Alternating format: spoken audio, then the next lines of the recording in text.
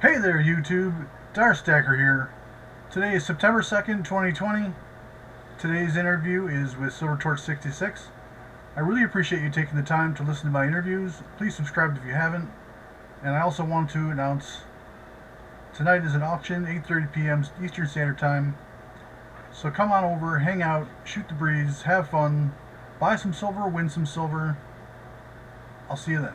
Peace. There is a great disturbance in the force.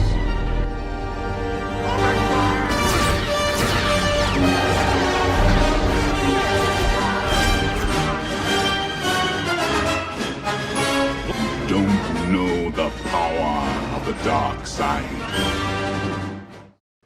Hey there, YouTube. Darstacker here. Today I got an interview with Silver Torch 66. Really cool guy. I think he's the only guy that's more smooth and more laid back pace in his streams and auctions than I am. He does the pours and he has auctions on Sunday afternoons. So, how's it going, buddy? It's going good. Thanks so much for having me. Appreciate it. Thanks for taking the time. I really wanted to interview you. Like probably after the first or second time I saw your streams, you just seemed like a cool, laid back cat, and I wanted to get to know you. Well, I appreciate that. So why don't you we'll start off by tell us a little bit about yourself. Retired and still working my second career, and I'm enjoying being part of the silver stacking community. Been with the community now since 2016, so I've had an opportunity to see a lot of wonderful things happen in this community, and I'm very proud to be part of it. So you've been in it since the beginning, basically. I think from what I've interviewed, other people have been in it for more than like a year or two. They all say that there wasn't a whole lot of other stackers doing channels. They were a different, everything evolves. The community evolves, but there was a set. There's still some folks even today, that were back then that are still with us, but many of them have since moved on or have slowed down a little bit on their content providing. But there's a lot of new blood in the community and a lot of drive and motivation, and it's really wonderful to see it. I've really enjoyed it. Yeah, with all this new blood, it's good for the hobby. Get a lot of different perspectives, especially as we reach out to people like across the country and across the world or in our hobby like that. I think that's one of the coolest parts. Yeah, absolutely. I'm seeing a lot of people from across the pond that are, participating in our community and very active, and it really gives us a more global, a more worldly view of our hobby, of stacking and what kind of economic issues and politics are going on that are affecting our stacking. So I know I've learned quite a bit from our friends across the pond. Yeah, me too. Um, so how did you get into the hobby of like stacking and collecting, etc.? Well, I've been collecting coins since I was just a wee lad. My grandmother was a coin collector, and we would sit at the kitchen table and go through the wheat pennies and look them up in the Red Book. Back then, the Red Book was a hardback binder, and we would look up everything and find out the cost, and we'd make spreadsheets, and that began my love for collecting. It wasn't until much, much later that I kind of discovered stacking. Been collecting all my life, but the stacking probably started around 2009, and that was when I really started to understand the world around me and kind of see the kind of mess that we're in, and figuring out how to protect myself, me and my family from that mess. And that kind of drove me into the stacking. So you'd say you're a stacker and a collector, and basically a flipper since you do the auctions. Yeah, I do it all. I think it's maybe a natural progression to do that. But started as a collector, definitely became a stacker uh, as an avenue to store my wealth, and then kind of became a flipper uh, by accident, I guess. And oh yeah, it's a little bit of all of it. Would you call yourself a prepper as well? Yes, I would absolutely. I think most stackers kind of have that prepper in them because basically stacking is prepping. Stacking is financially prepping. In my eyes, anyway. I also prep more than I also do the traditional prepping as well.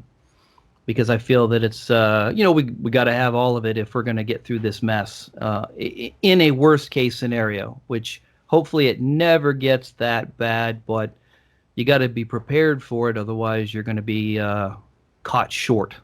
Right. It's prudent to prepare for the worst in anything you can imagine. It's just a manner of like it's a dosage issue, I think. Some people get way into it and spend a whole lot of money, like building a fortress, and other people just want to set up in their basement or make sure they have enough supplies to outlast any like pandemic or unrest. Yeah, everybody has their comfort zone and kind of knows where right is for them, and and only they can judge that, and that's the level that they need to be. Um, I sincerely hope that things don't actually get that bad, and I'm not an alarmist or and I'm not screaming Armageddon, but I certainly like to be thoroughly prepared. And so, in order to do that, you've got to take an extreme approach. Otherwise, you won't be prepared. Yes, correct. Where I draw the line is the people who are preparing and hoping for the zombie apocalypse or this extreme civil unrest or the United States to fall, so that because they really want that to happen. Yeah, that's pretty sad. That folks are have that approach. But people are people, and there's all kinds out there, and unfortunately, we're going to have to work through those folks. But I think that most of the people in our community are probably a little bit more prudent and are looking more to protect their own wealth and protect their family. At least that's the impression that I get from the members of our community. Yeah, same. That's what I get too. Although if you do uh, some deep diving in the prepping world in YouTube, there are the people who you can just tell that they're itching to pull the trigger. You know, it's been my experience that those individuals are itching until they actually have the situation that they're in, and they start to actually receive the cause and effect of that type of an attitude, and then generally they may back off of that a little bit. At least I'd like to hope that they think they would. Agreed. So, I wouldn't out you like this if you hadn't talked about it in your stream, but you retired from the military, correct? Yes, 20 Yeah. years. 20 years. That's awesome. Thank you for your service. Thank you, appreciate it. Can you tell us how your military experience relates to your stacking and collecting when you were in other countries? Were you able to get some foreign silver or other forms of bullion? Yeah.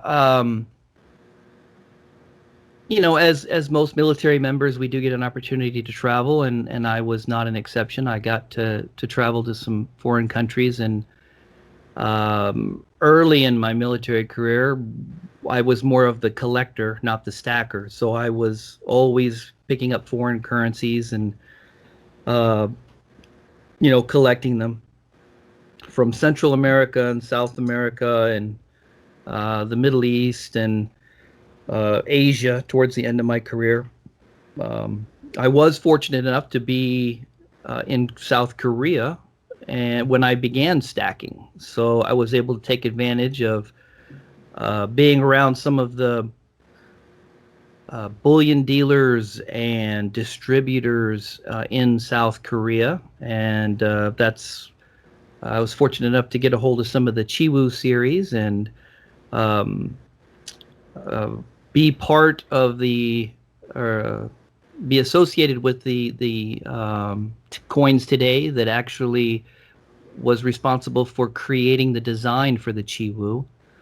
The actual minting process was done at the Comsco Mint, which is the national mint, but the design all came from the folks at Coins Today. So that was a real interesting experience for me there. Those are some very artistic coins. I wish I would have got in on that much earlier. I didn't. I kind of didn't pay much attention because it was from Korea.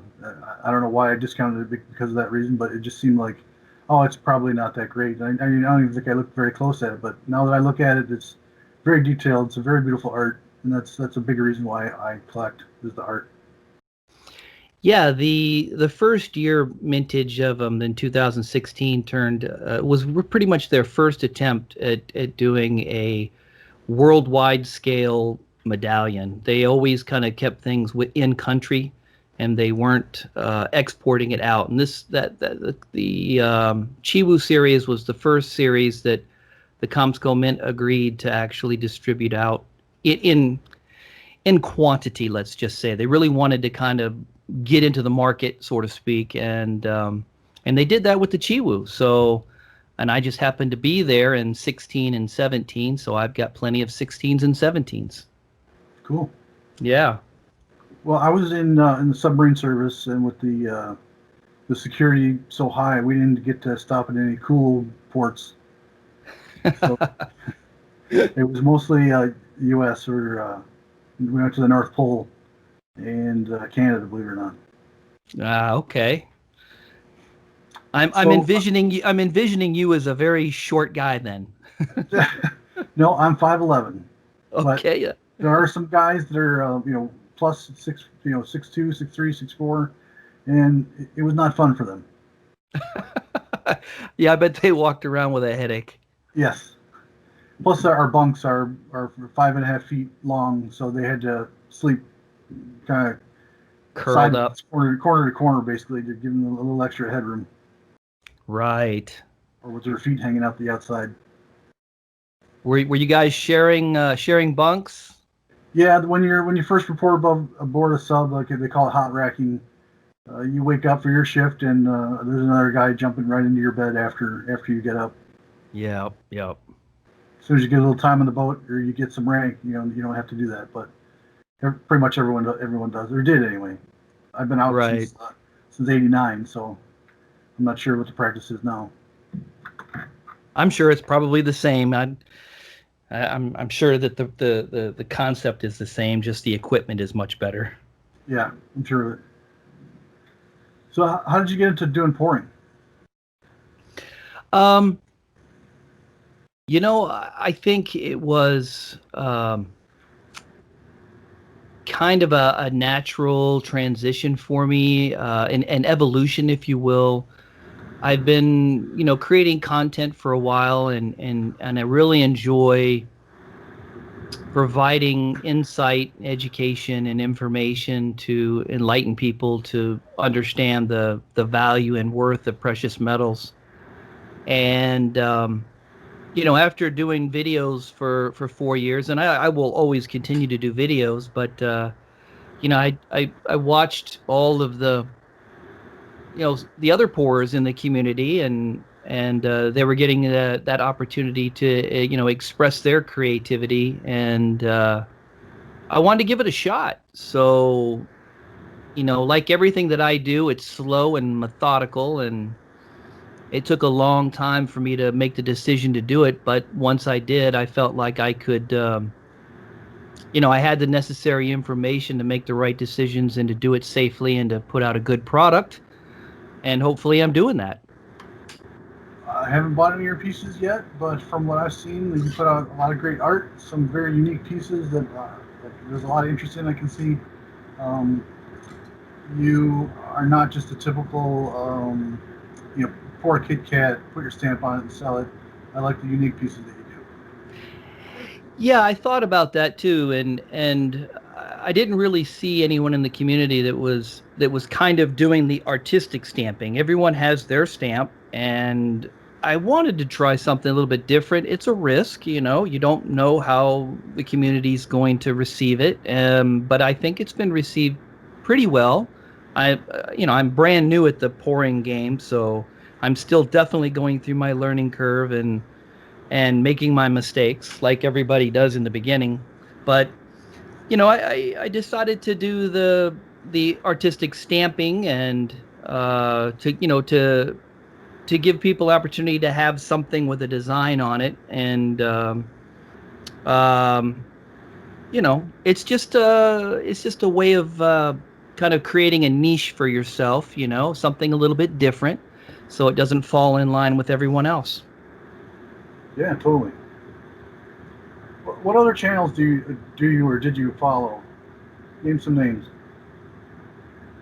Um, Not going to name names, but I follow all and as many as I can, and I go through phases. There are times when, let's say, there's the market's dipping a little bit, and I'm feeling like it's time to make a substantial purchase of silver. Then I'll be watching and focusing on fundamental chart readers, and people that are uh, in the market, in the silver markets, and trying to get their input and their feedback, and how they feel the markets are going to turn, so that I can make good decisions. And then there are other times, that I'll just scan through and just see something that looks really entertaining, and I'll watch that.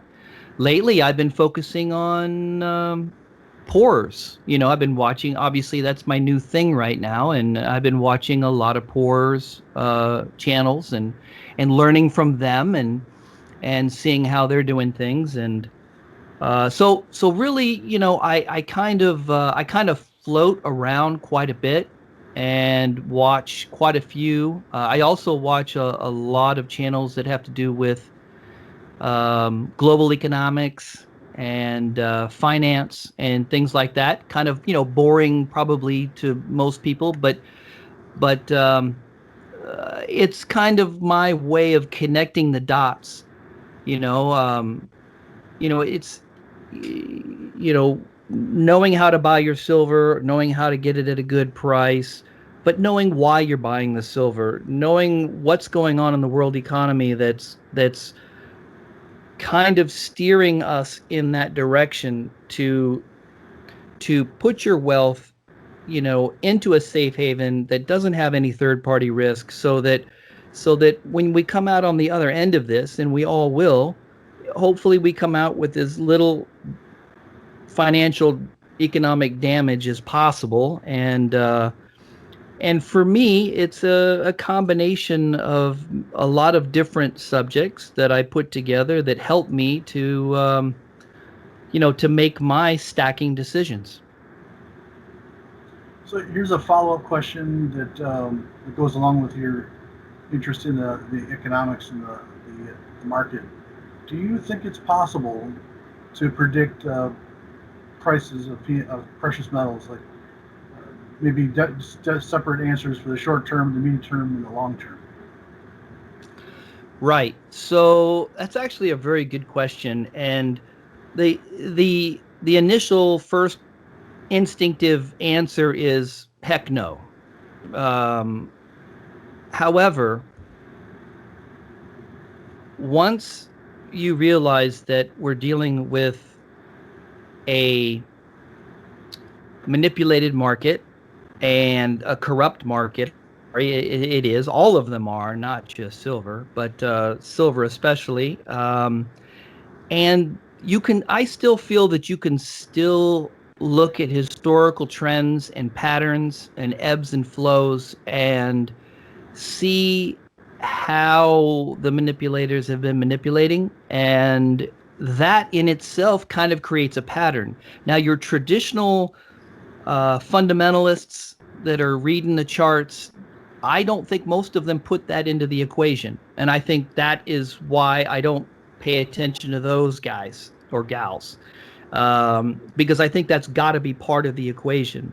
And I think that you have to accept the fact that there is going to be that wild card. There is going to be that unknown factor, which could, you know, uh, cause the market to drop 10 or 15 points, over a weekend when it's over in Asia, and so because it happens all the time. Um, so basically the answer is no, but I think that once you understand how the entire game is played, I think that you can make reasonable projections. And we never guess the top and the bottom, and we should never even try. But if I know a lot of people do dollar cost averaging. I buy the dips, um, because I have found that I'm reasonably successful at doing that, and I'm also very patient because buying the dips, it might be 6 months, it might be a year before I buy on a dip. But when I do, I unload a pretty good amount and I take advantage of it. In your collection, what are the pieces that you like to collect the most? I'm really fond of Morgan dollars.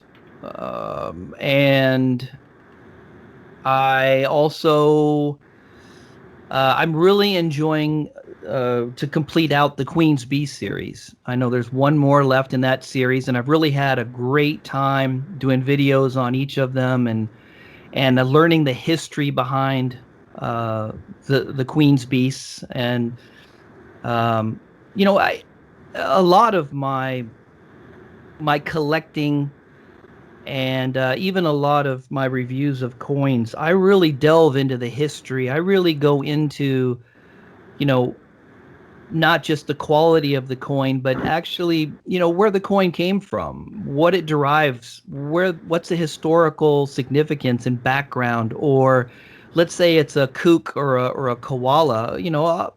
I didn't know much about a kookaburra or a koala. Obviously being an American, and so I did a little research and found out some really cool things, and then I would add that into my videos and share that with folks.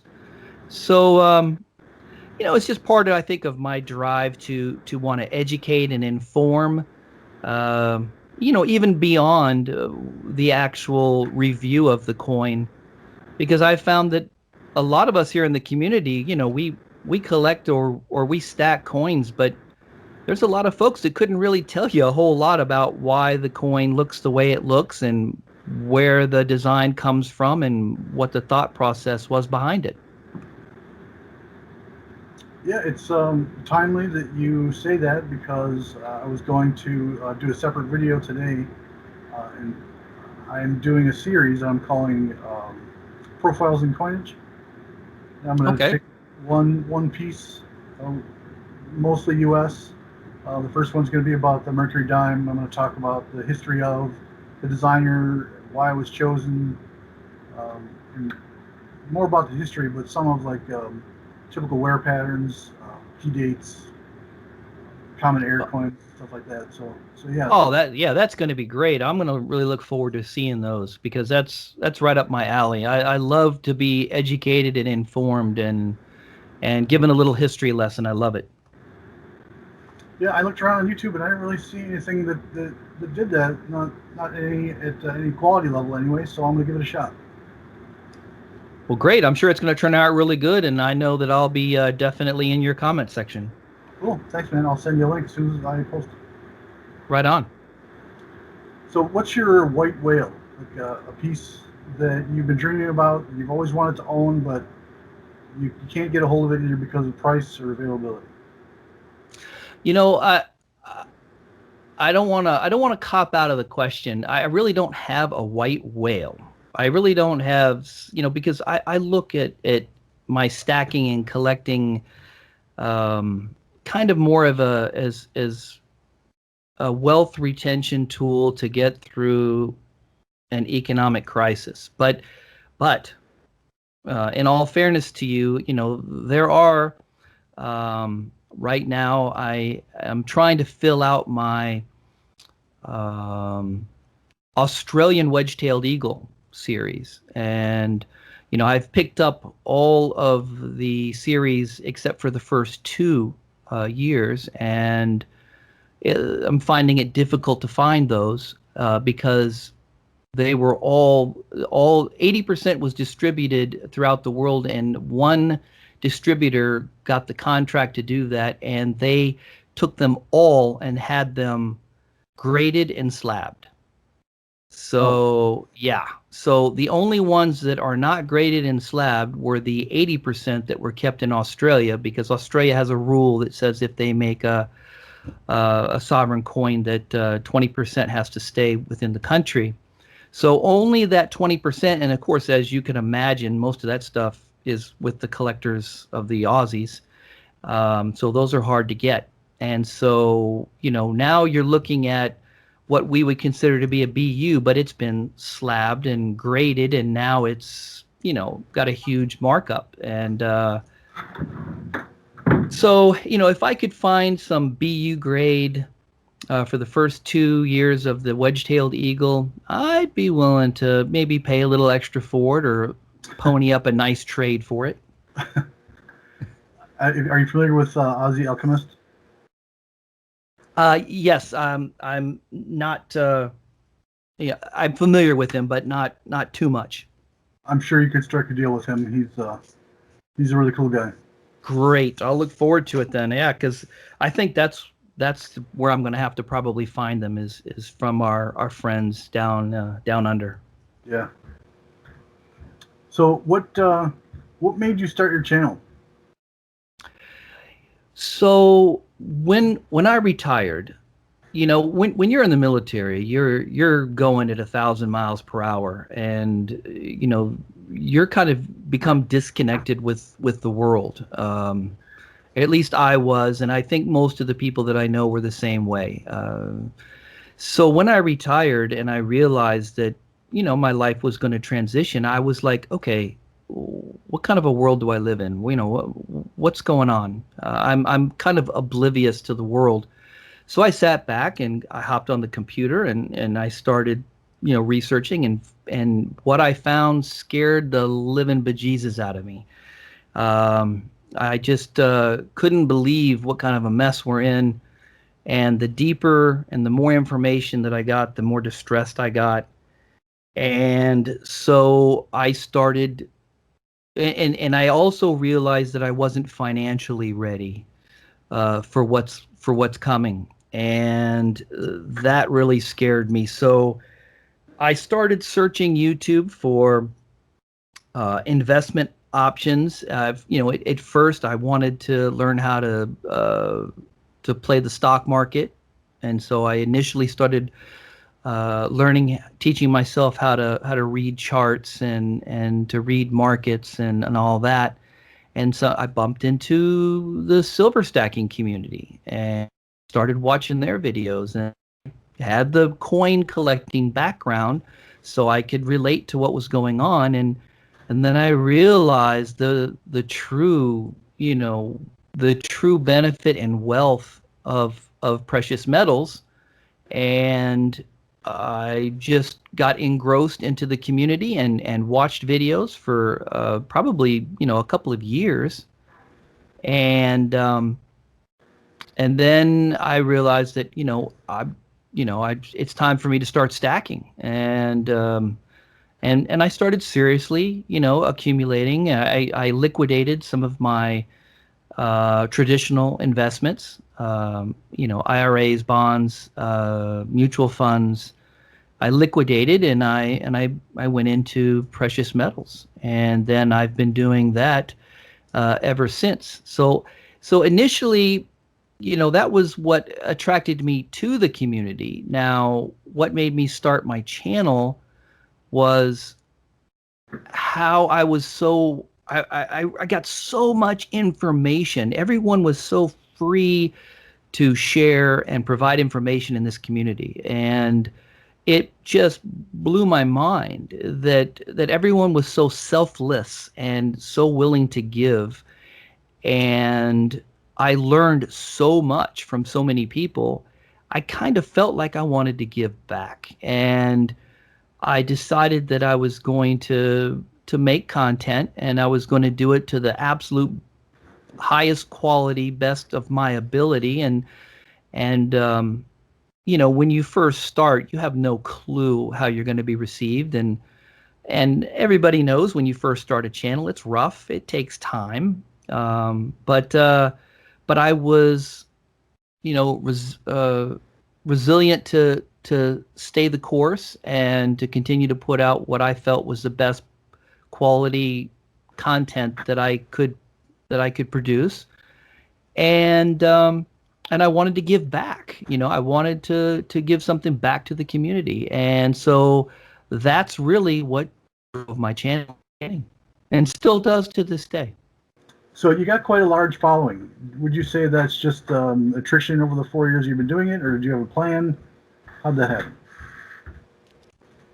That's difficult to answer. I mean, it's a good question, and because what is really motivating people to be a subscriber to a channel? I would like to think that it's a putting out a quality product, and I think that we have a very small community. So in some respect, being in the community for a long period of time, you're going to amass subscribers, and that's naturally going to be part of it. But I think that people appreciate, I think, a level of entertainment and quality. I know that I do. I know I look for that as well when I subscribe to someone. And I also think that the fact that I kind of diversified and not only talk about silver stacking, but I also associate silver stacking to world economic events. And I think that, most of my videos that receive a lot of viewership, when I'm talking, like over 100,000 views, those type of videos are generally the ones that are dealing with, economic, financial type topics. And I think that opens me up to a broader audience than just our community, our hardcore stacking community, which is always there. But we're kind of a small group. We're tight knit, and we're strong, but we're small. So I do attribute some of my fellowship from the economic issues that I delve into in some of my content. That's another great answer. I appreciate that. So tell us about your auctions.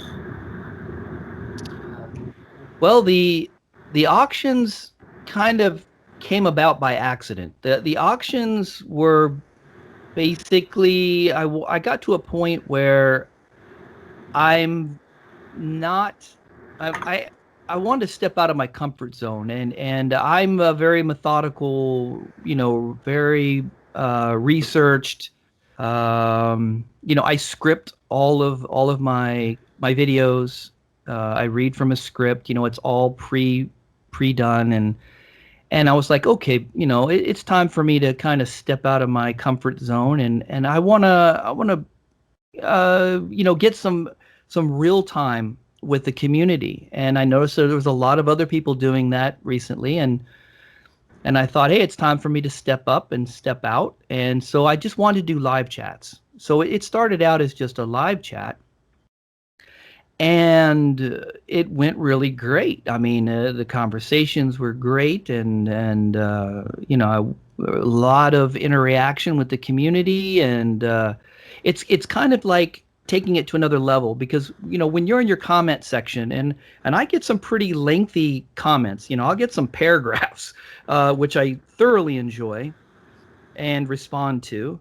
But even that doesn't, it's not the same as being, live, if you will, with someone and exchanging back and forth ideas and comments and such. And so it really takes the communication to the next level. And I was really enjoying it. And then, part of that communication, part of that exchange of information was, hey, I'm looking for this type of a coin, or I'm looking for this type of a round, and hey, I picked up these rounds and I have some extras, and then I'm like, yeah, I've got all kinds of stuff. You guys want one of these? Oh yeah, yeah, yeah.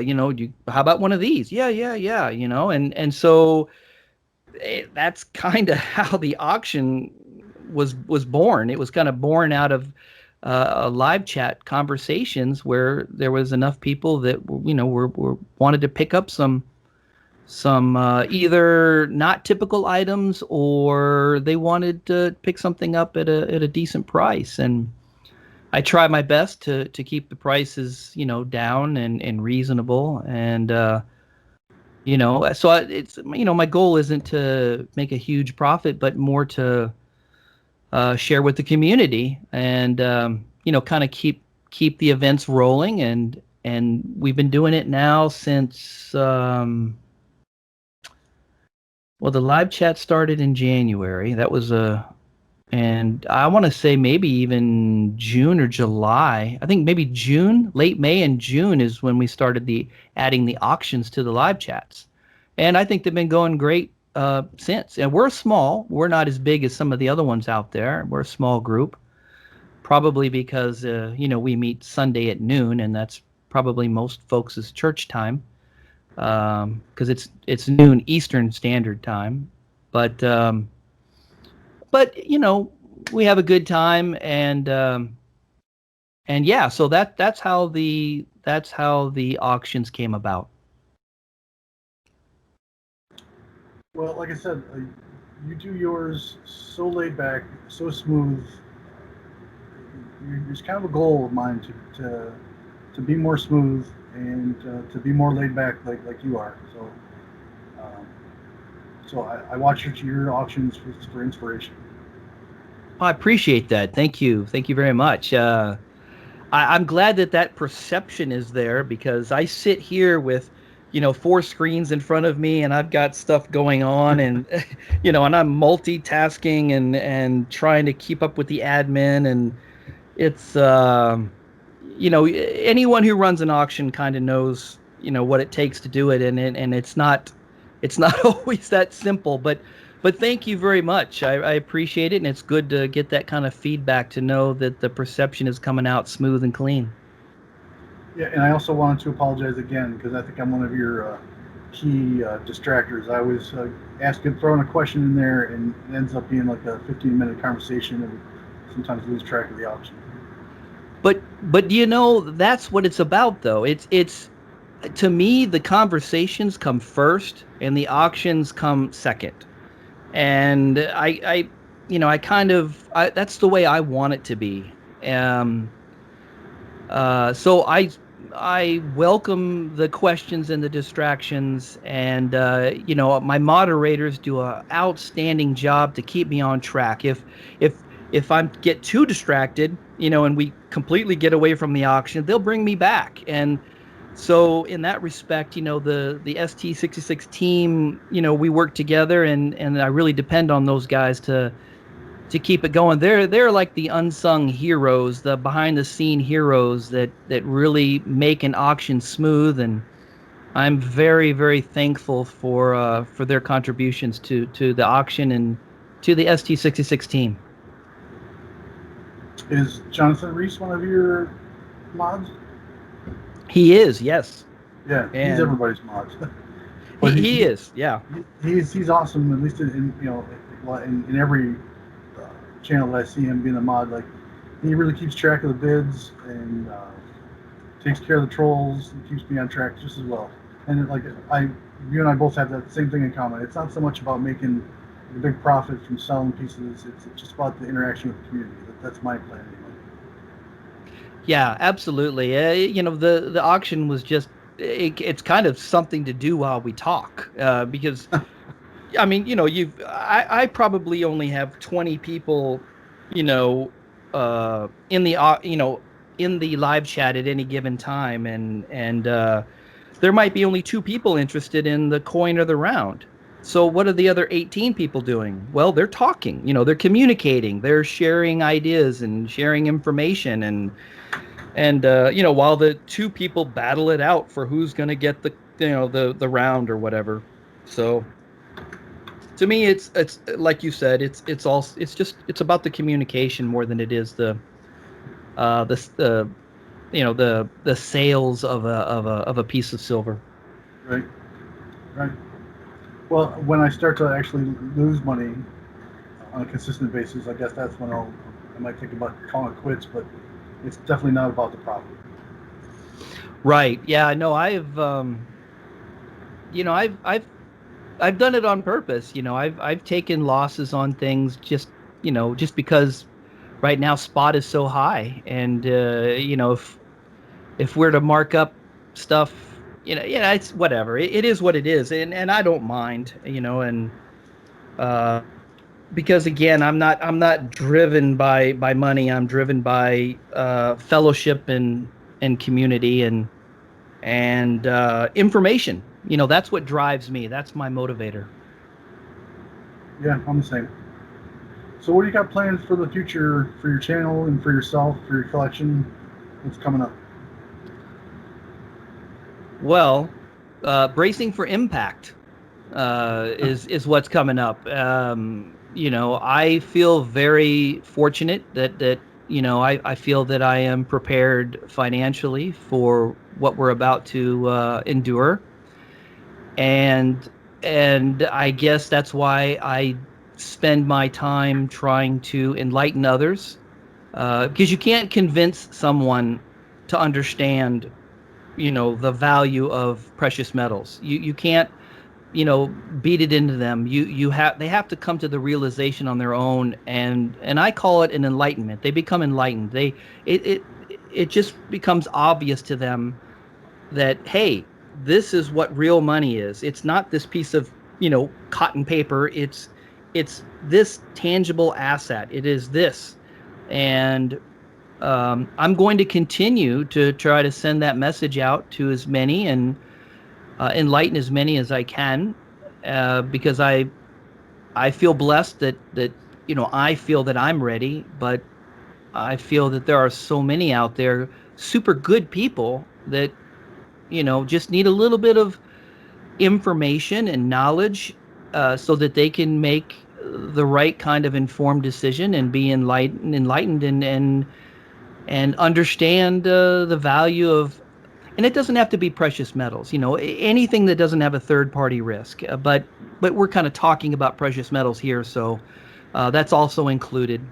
And whether it's gold or silver or platinum or whatever it is, it all applies. And so that I'm going to continue. I'm going to continue with that. And when things get really ugly, I hope to be able to continue, putting out content, helping people cope and deal with ways around and getting through whatever's thrown at us here in the next few years, as the economy deteriorates. And we don't know exactly what that's going to be and how severe it's going to be, but I know that there's going to be a lot of people that are going to seek knowledge and guidance and ideas, and and I just want to be there for those folks. And so yeah, that's as far as the collection, or the future of the collection.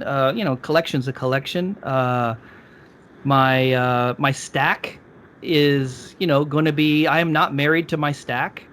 The stack is ready to be liquidated when and whenever it's appropriate to my strategy to liquidate.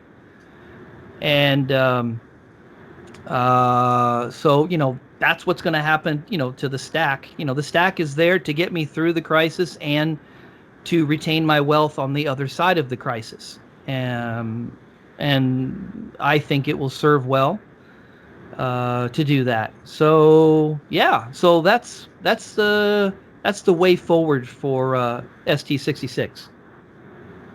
Awesome. Well, I for one will be one of your loyal followers, and I'll be there as many Sundays as I can. And in addition to see your pre-canned videos also. Well, appreciate it. Thank you, and I'll be doing the same for you. Well, I really appreciate you taking the time to do the interview. This is probably one of my favorites. Well, thank you. Appreciate it. I've really enjoyed it. Great questions that you asked, and very relevant questions. And thank you so much for allowing me to share my ideas and share my background with you and your followers. Absolutely, yeah, you're an interesting guy, and I thought the people who watch me need to know about, or would like to know about you, and hopefully you get some more followers. It's great. Looking forward to it. I welcome them with open arms. What do you think about maybe doing a part two someday? Maybe talking about prepping. Absolutely. Yeah, I'd love to talk about prepping. Okay, cool. Let's put that on the books. Yeah, that's a whole nother hour. Yeah, at least. Okay, well, I will let you go. I'll encourage everyone, if you're still sticking around, you're still listening an hour later, to find Silver Torch 66 on YouTube. He's got his auctions Sunday afternoon at noon Eastern time. He's got a small but loyal following. It's not as crowded, not as hard to follow as the bigger ones. He's got a lot of quality merchandise, and he puts out a lot of good info. He's just a lot of fun in his streams. So I encourage everyone to check him out. All right, with that, I will let you go. Thanks again, buddy. Thank you. Thank you so much. All right, have a great day. All right, take care, Darth.